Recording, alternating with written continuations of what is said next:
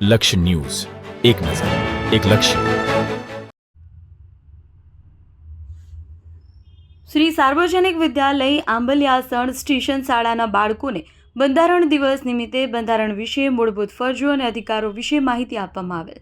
26 November 1949ના રોજ ભારતીય બંધારણ સભાએ ભારતનું બંધારણ સત્તાવાર રીતે સ્વીકાર્યું હતું. તેની યાદમાં 26 નવેમ્બરને બંધારણ દિવસ તરીકે દર વર્ષે ઉજવવામાં આવે છે.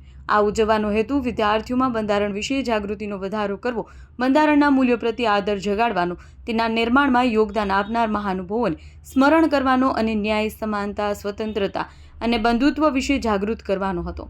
આ દિવસને અનુલક્ષી શિક્ષક હિતેશ ગોહેલ દ્વારા આમુખનું વાંચન કરી વિદ્યાર્થીઓમાં લોકશાહીની ભાવના, બંધારણ પ્રત્યે ગૌરવ અને જવાબદારીની સમજ વિકસાવવાનો પ્રયાસ કરવામાં આવેલ છે.